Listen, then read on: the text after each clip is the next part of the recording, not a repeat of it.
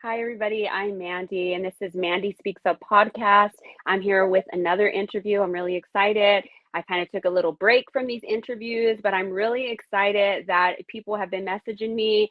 They still are here supporting, the survivors. And I have to share a little bit of why I even today, like, I was like, today's the day where I really want to bring in a survivor, a former cult member or from the Potter's House Church.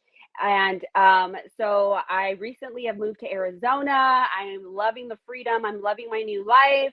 And then just about 2 days ago, I was getting acquainted with my new area. And lo and behold, I see a Potter's House church.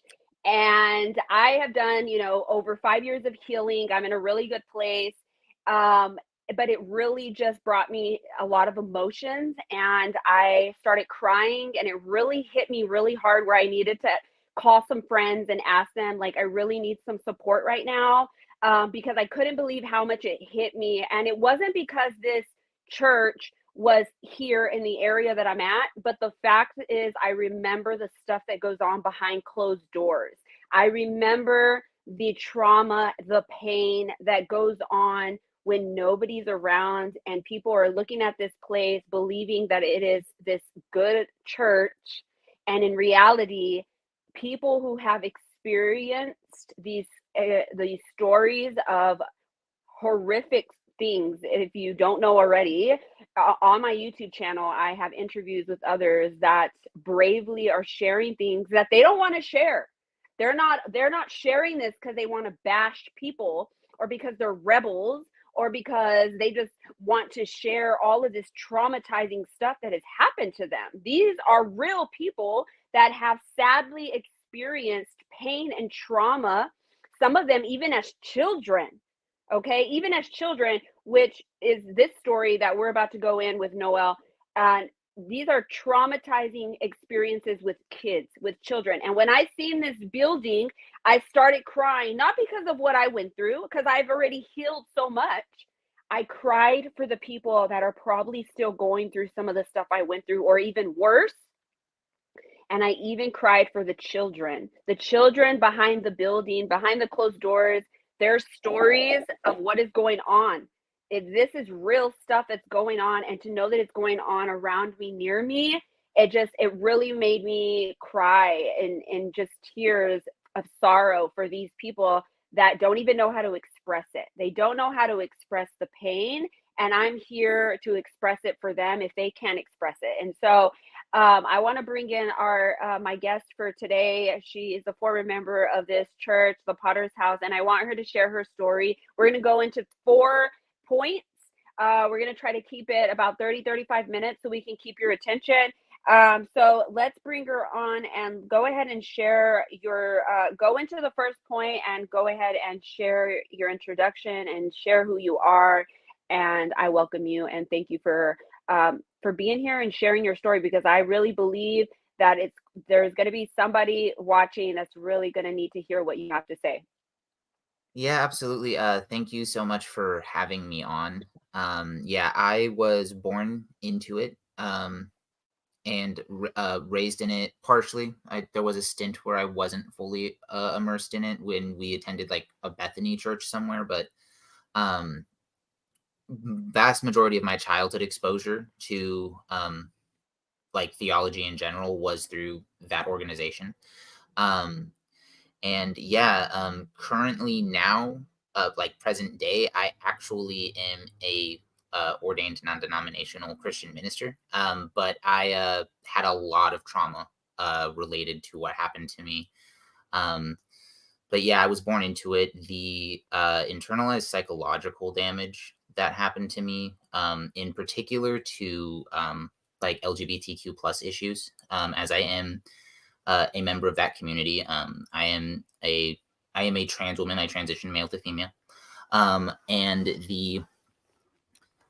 the psychological damage of that caused me to almost completely leave my faith. And I'm not here to like preach a specific faith denomination or anything. I'm just saying that I almost left the faith completely. I was suicidal.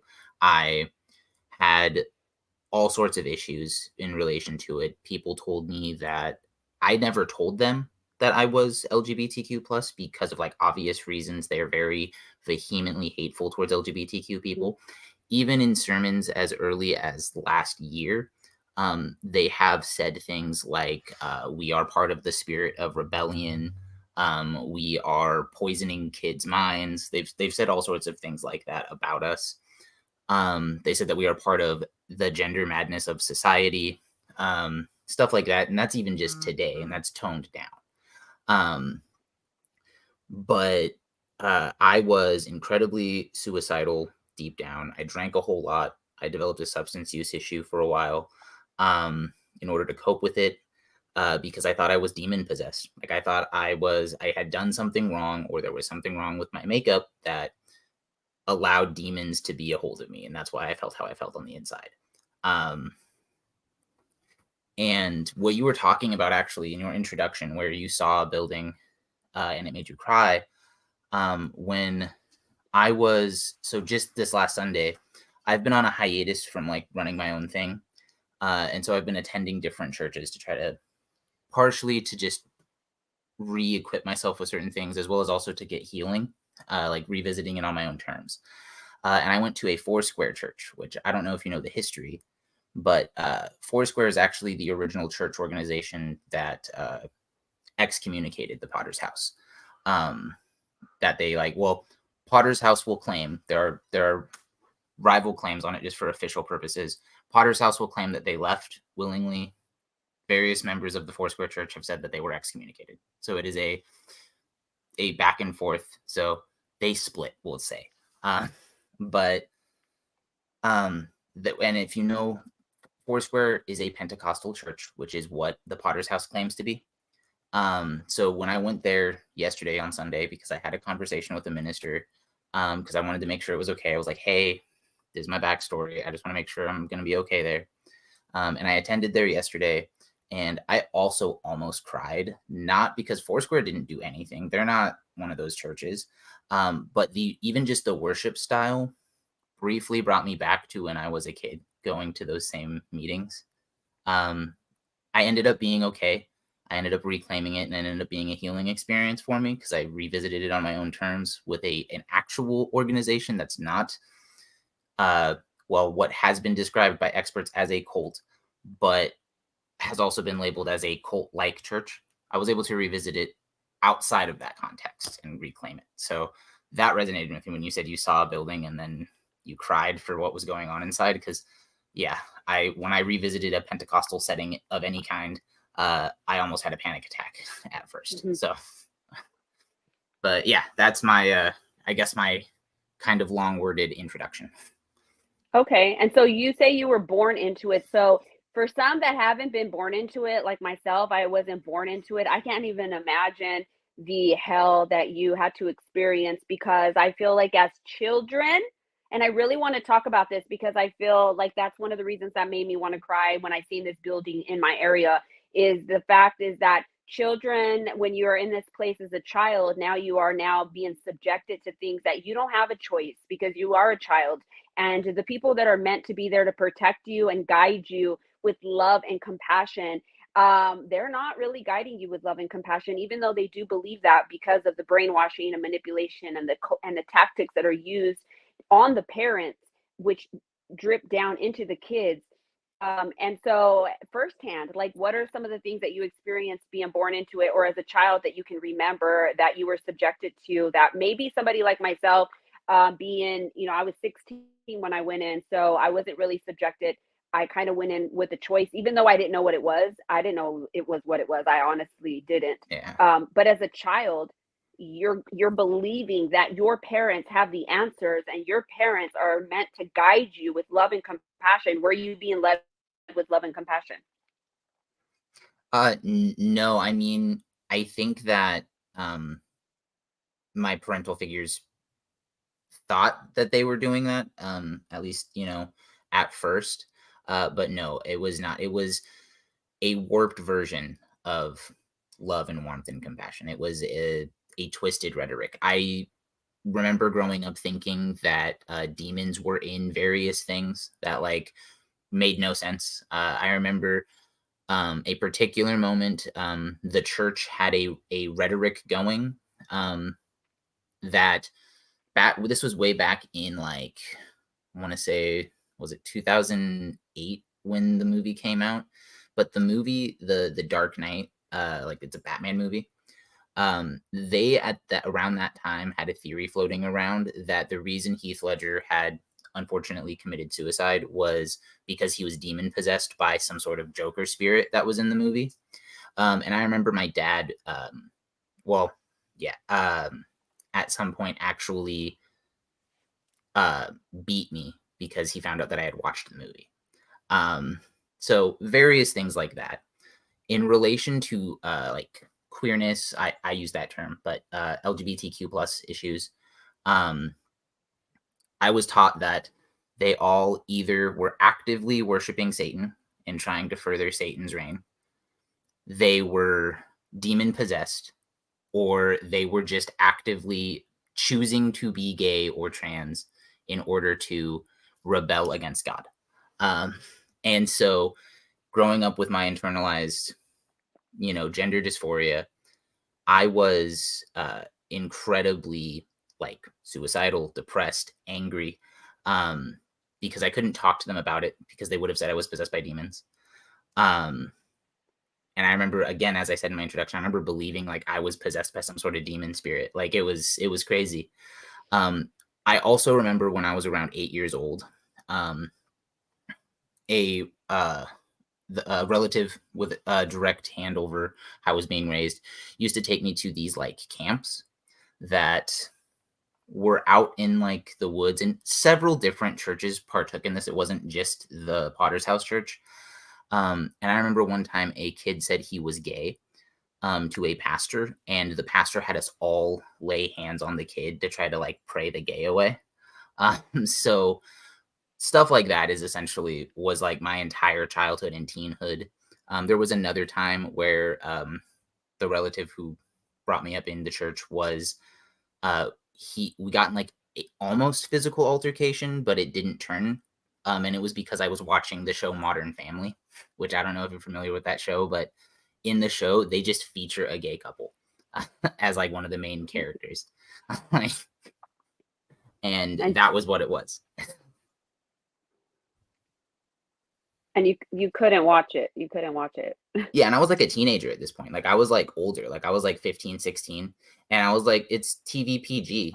And the relative was like, no, it supports the like queer agenda, and like it's full of like demons. Like everything was full of demons when I was a kid. Right, especially Yeah. that community, like being gay was like a huge thing even when I was in there, and I've interviewed others with terrible stories of things that they have mentioned that they're still saying to this day, and it's just horrible that like it's so hateful. Like I am called hateful if you look through my YouTube channel and the comments that I receive through my podcast. I'm being told that I'm in the wrong for bringing survivors to share their own personal stories.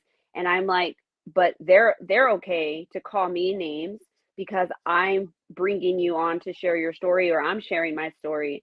But it's not hateful that they're able to like call me all kinds of names and judge us for sharing our stories. But there they are. They're like they're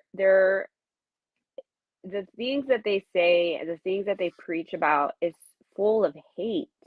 It's just full of hate. And especially as a child, having to witness when I was, in that place and having to witness children, the things that they had to be subjected to, especially with physical abuse. I seen it.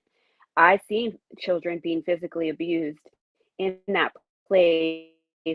And so when you come and you sharing that you experience something like that as as a child, I will Yeah. believe it because I've seen it happen.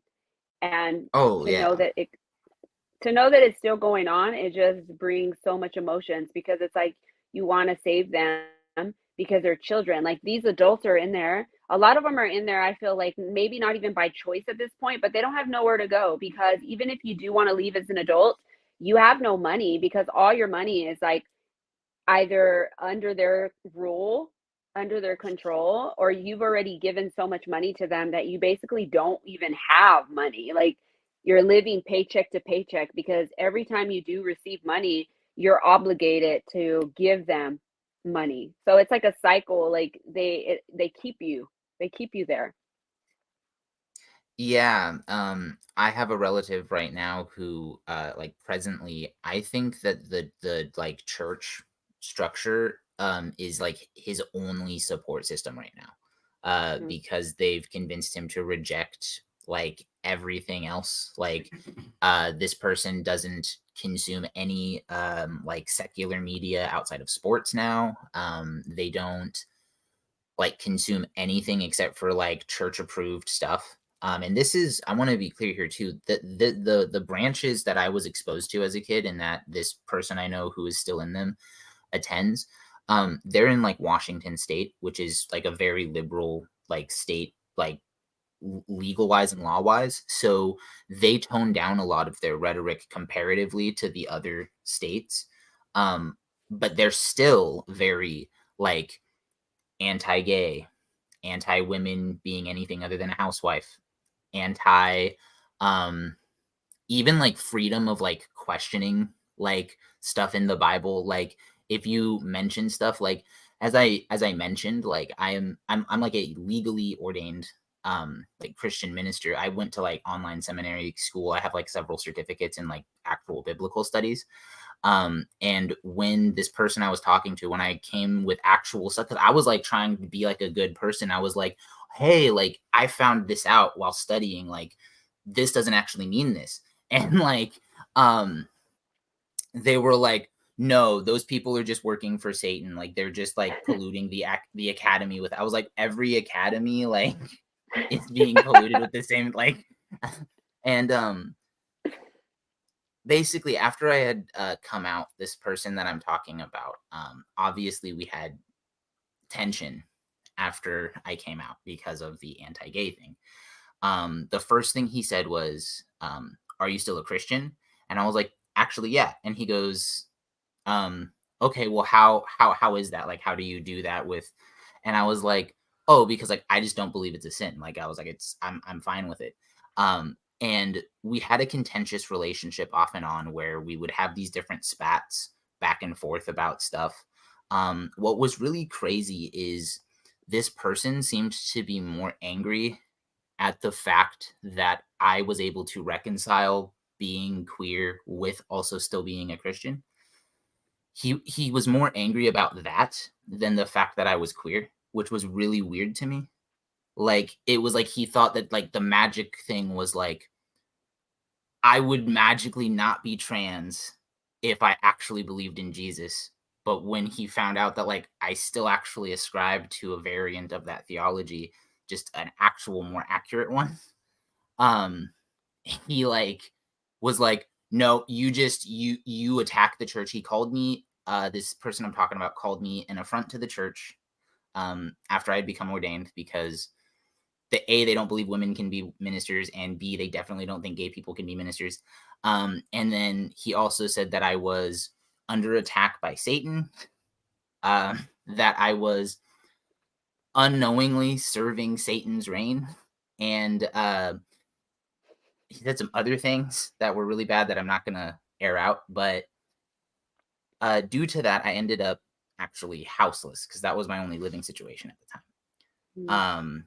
I ended up being housed in a housing unit in the city of Seattle. I won't disclose anything more specific than that. But I was being housed by these people in Seattle. And during that time, I still was doing, so I have like, I've taken a break from running my own like church. But during this time, I would just do my sermons online because I was houseless. But during that time period, and still to this day, I do a lot of like denominational research. So I'll like research denominations of churches, um, just for doctrinal study purposes. And I was like, what's the name of that church that like I was raised in as a kid that like this person I'm talking about still goes to? What was the name of that again? And I type it in through my search methods, and what shows up is an Australia 60 Minutes series on a deadly Mhm. trucking incident that they were directly attached to. Also back in, it was either the 80s or 90s, there was an ABC News story done on a local channel in, I don't remember the state. It was either like Wisconsin or Michigan or I'm forgetting the exact one. It was like Wyoming. It was something like that. And it was an expose piece being done on the local branches of the same. Some people call it a cult. Some people call it a cult-like church, depending on the media source. They have been defined by cult experts as one, Hmm. but they dispute the term, and they are in a lot of media circles called a cult-like church. But um, they in that news article were like splitting up families. They were like separating children from their like if children didn't obey their parents, they were like, and they were adults, they were telling them to like excommunicate them. They were like Hmm. doing stuff like that. And I was looking up all these other stories. I found your podcast. I found the survivors group online. I found, I don't know if you know about Joel's book that he was writing, but and it's now published, called Escaping the Potter's House, where it's a list of people's stories. Um, but yeah, and I was like mortified. I was like, oh my God. And I was watching episodes from another distinct thing. I was watching episodes from the expose media that was being done on them by 60 Minutes. And the clips that they showed of the videos they would make people watch for indoctrination, and the like methods of prayer and the like healing prayers that they would do. And I was watching that, and I immediately was hit with all these flashbacks that I had obviously suppressed and like forgotten. And they all came back, and I was like, oh my God, I was raised in a cult, or what some say is a Hmm. cult like church. But yeah, and that was what blew my mind. What happened was I sent all of this research to the same person I'm talking about, being like, hey, you should know about this.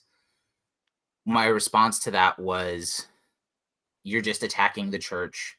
You need to revisit the Bible. And then I got blocked. So that's that's also how current members still actively interact when presented with like objective documentation as well. Exactly, and it's truth. Like, my time in there, they were told, we couldn't. They were like, "Stay off the internet. Don't read anything about us." All of that's just from people who are mad at us. But when you really start researching, I didn't know that I had been in this environment that their demands and their rules and their subjection and the way they're able to manipulate and brainwash me.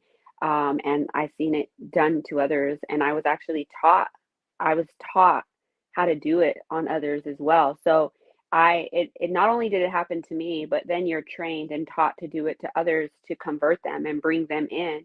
And like it's going on, it's happening, and I didn't realize that it was actually an environment of like control and cult like until I left as well. So I really like that you shared that story on how it, because people think that you like leave this place or you escape this place and you're automatically like, oh, now you want to like, oh, let me talk shit. Like this place is, Yeah.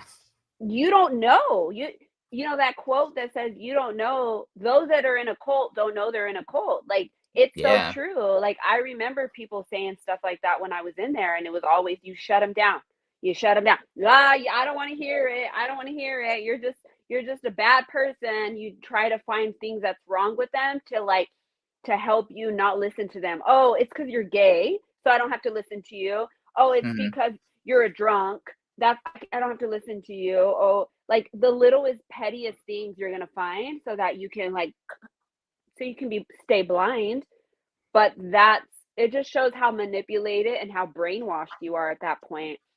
It's Yeah, really hard. It's I remember, again, when I was going through seminary, I was coming with actual like objective studies and like facts. And I was like, hey, this is actually what like the scholarly consensus is on this thing or that thing. And I would be told, he would sometimes just reject things as, well, there's scholarly consensuses, they're not Christian, so like I don't have to acknowledge them. Or like, well, this pastor's gay, so like what he's saying doesn't matter. Like he would just brush them off as like, no, like this isn't valid because XYZ, even though Like, but also what you talked about like people that are in a cult don't know they're in a cult. I thought after I came out that I was going to go to hell. Like I was Mhm. convinced that I was having like nightmares. Like it was horrifying. I remember waking up in like cold sweats, like thinking that I died and went to hell. Like it was crazy. Like the imagery that I was brought up on was insane. Um but yeah, and you're right. Like people don't know they're in a cult. And even when you bring it up to them now in this information age that we're in, they'll still reject it with arbitrary reasoning that their local pastor will put them through. Yeah. So And it just shows that the tactics they use, even sleep deprivation, I remember that. All of these different mechanisms that they're using is literally on the list of something that is considered to be a cult.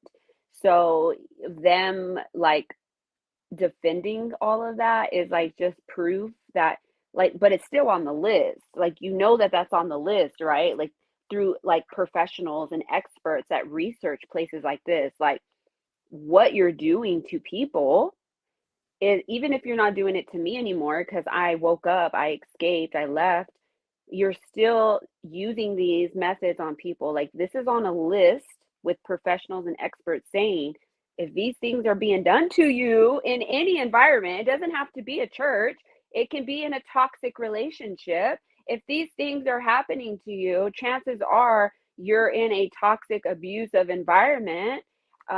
So, and if you can't leave, like if you leave and you're like waking up in cold sweat, if you're, I honestly, I remember being in this place and I would have panic attacks while I was still in this. Like I was still deeply, heavily inside of all of this brainwash and manipulation. Like I was still years before I escaped.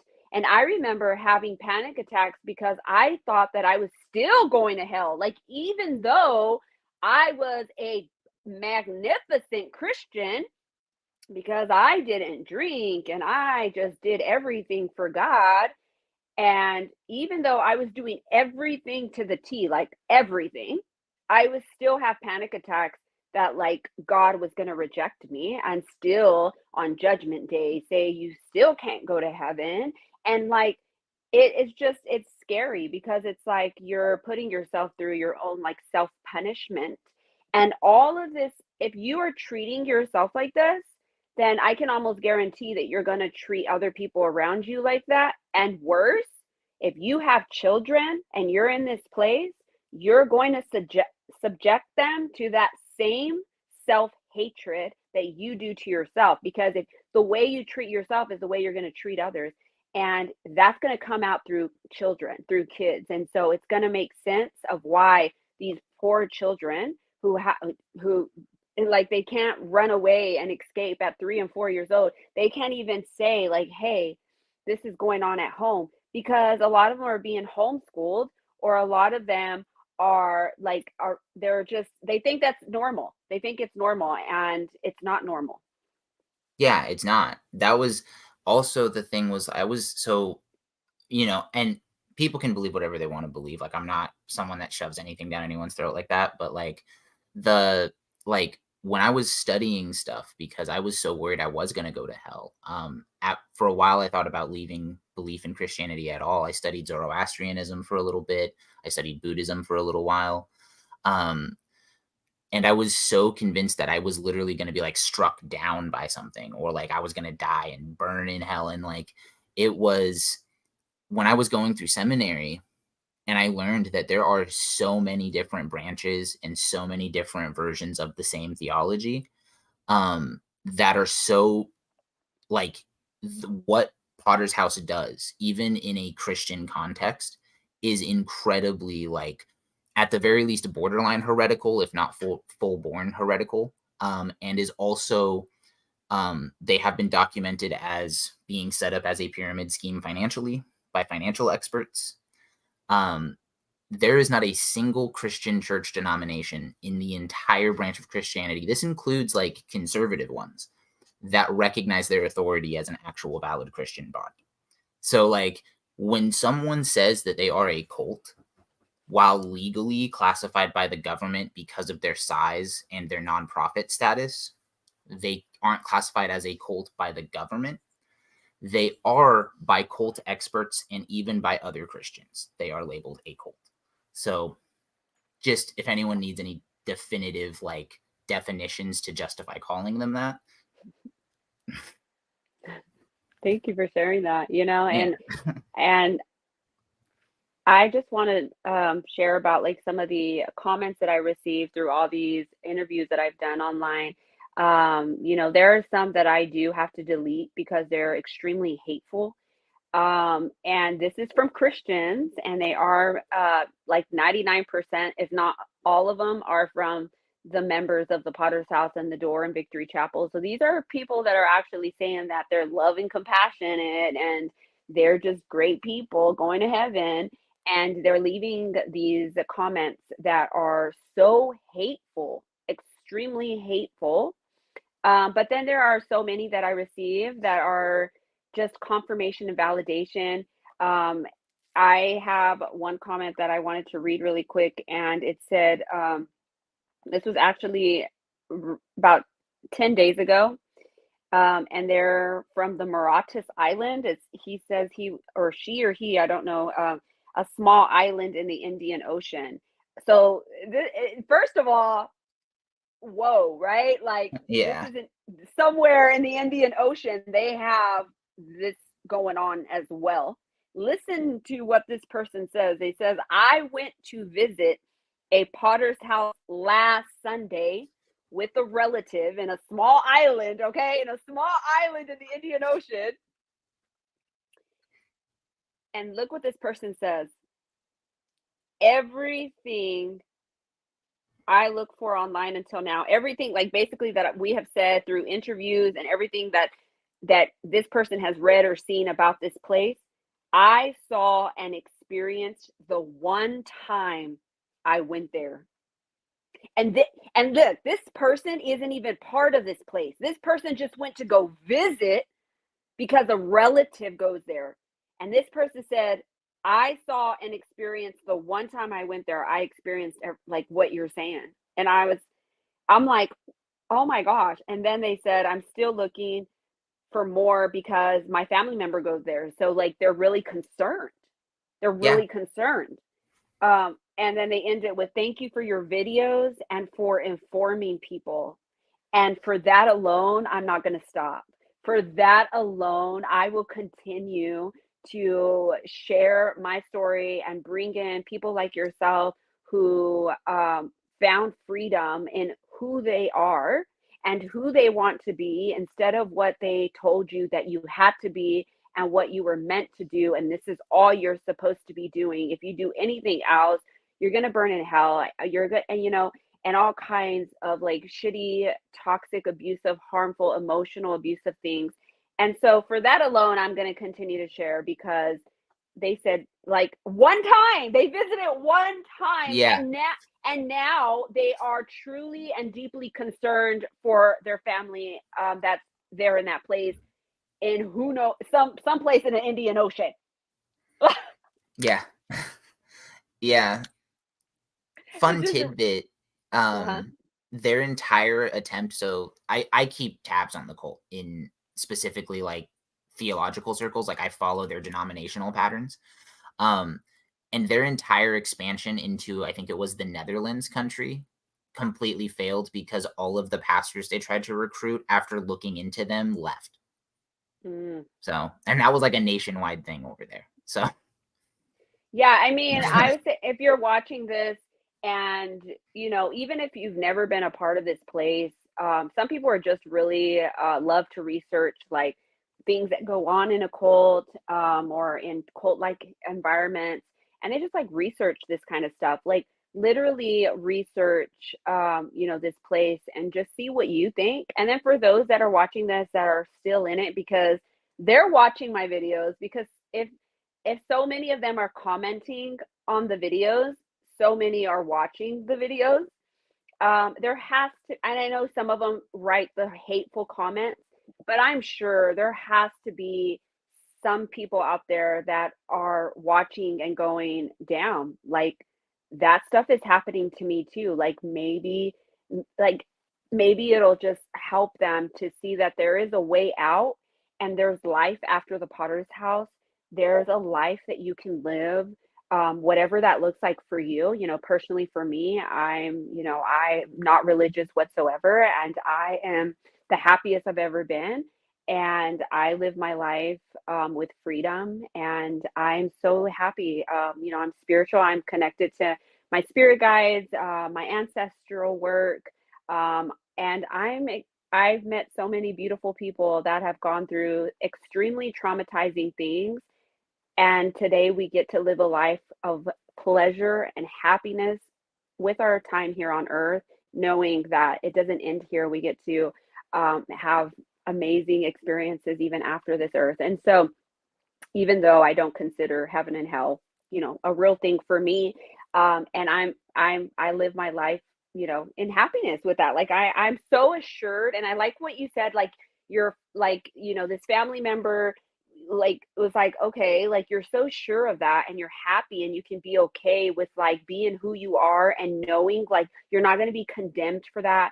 You're not going to be like sent to hell for that, and like you're established in that, and it doesn't matter what people say, like that's freedom, because Yeah. you have found that for yourself without and researching for yourself, instead of somebody saying no, like this is what's going to happen to you because of this and this, and it's like, okay, but that's coming from you. So how about I live my life with what I have found for myself, and who I establish myself to be, because that's what's going to give you the confidence. And I love this quote that I read once that said, a belief is something that you have to defend. So if you're constantly have to defend something, it's because it's only a belief. But if you are assured of something, you don't even have to defend it. You're like, people can, like all those people trying to defend their church on the Yeah. comments on my YouTube channel. Like, why are you trying to defend them? Like, that's a belief. You're defending a belief. So honestly, a belief isn't even real, because a belief is something that you believe is real, but it doesn't mean it's real. But when you are assured with something that like you just know, it's not a belief, I ain't got to defend it. So come at me and tell me what, like, I don't even have to defend it. Like, I'm just like, okay, because it's not a belief. And for Yeah. you, knowing who you are and knowing you're not going to be condemned for that, and you have found freedom in that, and assurance and confidence, there's nothing they can say that there's nothing they can say that can take that away from you, because you're assured. You don't even have to defend that. You don't even have to defend it. You're like, I'm living my life. I'm happy. Yeah. Oh, did you go? Your camera uh disconnected. And we There you are. We are here. But yeah, we're coming to the end, and I just want to thank you for being here. I want to thank you for sharing your story. I want to thank you for being so brave, because it's not stuff that we thought we would share. I feel like a lot of it is not like, we're like, "Oh, I can't wait to share that, I was beat as a child," or Yeah. I can't wait to share that, I was a child bride." And like, this is not the stuff that we're just like, "Oh, we can't wait to share." And Yeah. I feel like a lot of the people in that place, they think that we're just like bashing them. We just can't wait to share these horrific stories that we lived. Honestly, I never thought I was going to share this, and for me to share it, I feel freedom in that. Yeah. Yeah. And I also like being a beacon for people who are convinced that if they leave, they're condemned to like eternal damnation. That there is like, and nobody has, I want to be clear, what you said about a belief is a belief because you have to defend it. That's absolutely true, right? Nobody has to ascribe to Christianity. Like, that's not a belief structure that you need to ascribe to, right? Just because I choose to follow that, for me, that's my Yeah. choice, right?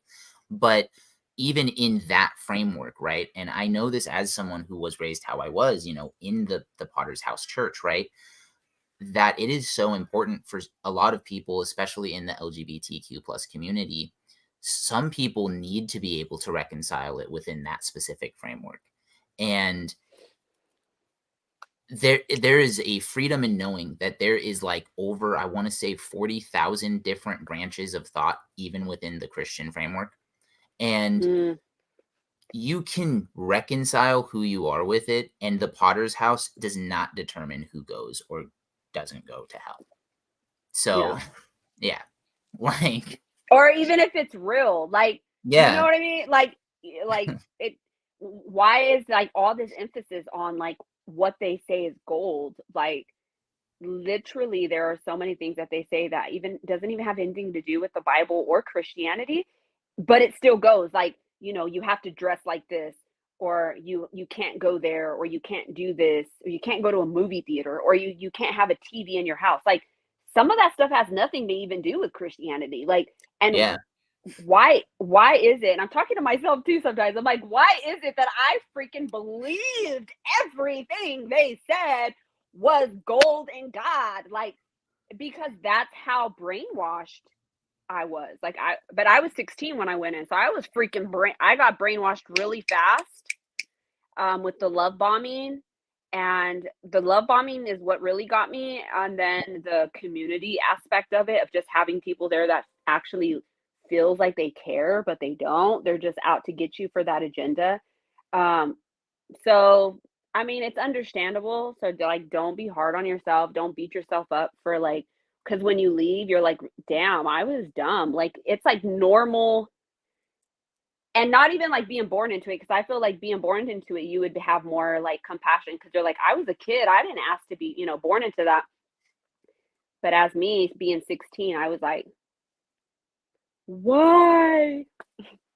yeah. I do sometimes have trouble like empathizing with the relative I was talking about because he joined when he was like a fully developed adult. It wasn't like a teenager. It wasn't like he was like married, like had gone Mm-hmm. to college, like and like still somehow like did it. And I mean, people can be coaxed into things because that's how cults operate. But Mm-hmm. yeah, it's Yeah. it's crazy. Like they're they I was reading, and Wikipedia is Wikipedia, so it's not like a definitive source, but like I was reading the Wikipedia page about them, and they actually legitimately believe, or at least used to believe, that if you were gay, it would make you go blind.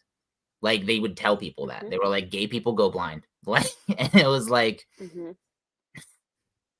Yeah, they have their own definition of things that happen to you. Like if I think they said if a woman got throat cancer is because she was talking bad about her husband. yeah, yeah, Yeah, stuff like that. yeah, stuff like that. And the thing is like they actually will believe it. Or if you get breast cancer, it's because you're like a hateful woman, like all kinds of crazy stuff. But but what's crazier is that you'll actually believe it. Like they'll get you to believe Yeah. it. I believed that my purpose in life, like pre-transition, was to just essentially be a, good Christian, marry a woman, and pop out a bunch of babies. Like that was like have her pop out babies. Like that was Right. what I was taught my purpose was. Just be a good Christian man, marry a woman, rear children with her in the context of marriage. Like that Yeah. was that was like my entire purpose in life, like forever. I used to never shut up about it. Like, yep, I'm just gonna go do this, I'm gonna do that. And like the whole time I'm just like terrified because I think I'm literally possessed by demons. And like it's So like, sad. yeah, like it was. And I was secretly like drinking all the time. I was going off partying with people, like because I was trying to escape everything. Like I was like, yeah, like there's something wrong with. I was convinced that there was something wrong with me at creation. Like it was that deep. Yeah, I mean, that's what they wanted you to believe. It's like they're trying Yeah. to get you to stay there, so they're gonna pile all that shame and guilt on you, and it's just so disgusting. But yeah, so thank you so much, Noel, and thank you for being here and sharing your story. Share this link. Anybody who's watching, share, share, share. Especially with anybody in this community that left or they're still in there. And I know this is too much to handle for those that may be still in this environment. They're probably like, delete, block this Yeah. video. If I watch it, I'm going to hell. Please get up. I do want to mention another comment that I received on my YouTube channel. I had somebody come on my YouTube channel, left a comment, and they were angry. And do you know why they were angry? They were angry because they said that my video kept popping up on their feed on YouTube, and they don't want it to, but they're part of this in place. They're part of the Potter's house, and they said my video kept popping on their feed, and they were so angry. Why are you coming up on my feed? And I thought it was so hilarious. I was like, yes, thank you, YouTube algorithm. Thank you so much. That's Yeah, awesome. and that is, yeah. And I want to thank you for doing this too, because as far as I understand, outside of like 60 Minutes and the Survivor group and the brief ABC News article that happened way back in like the 80s, you're probably the biggest voice right now that is Mm. independently speaking up about the cult. So I do want to thank you for this because you're doing a really good service. Like, and I'm able to actually kind of share my story. And anyone who wants to say, "Oh, you're just making this up," I'm like, well, I actually just got interviewed on like a podcast, which is a little bit more official of a statement than just me telling people. So, Oh, I um, appreciate that. yeah, I appreciate what you're doing, truly. Thank you. I take that big. Like that's really big for me. And I really do believe that I seen that the Potter's house in my area for the first time 2 days ago. And I felt like it was a message from the universe telling me, hey, let's get this ball rolling again. There are people still hurting that may see this, may be shared, may come up on their feed. And there's going to be something that they're going to need that's going to help them. And so after I cried and had that time where I was so emotional and very close to a panic, just like, oh, then I just like came back up and I was like, all right, let's do this. I'm Yeah, ready. Let's do this. Like I'm ready to fight by being a voice for people. And if doing this helps, even like that person who just 10 days ago said that they visited this place and all of this stuff that I was saying, actually they felt it and they um, that really makes me feel like I'm on the right track. And so thank you so much. And anybody who else may be watching this that would like to share their story, I do have like 2 or 3 people that have messaged me that want to come on here. So I'm really excited for the next few, couple of weeks and or few months. I'm going to be sharing more. So YouTube channel at Mandy Speaks Up, on TikTok Mandy Speaks Up, and then I'm also on Instagram and Facebook. So thank you all so much. And until our next interview, share this video, comment, and let's see what what other stories are going to come out. Thank absolutely. you. Alrighty. Bye everybody. Bye.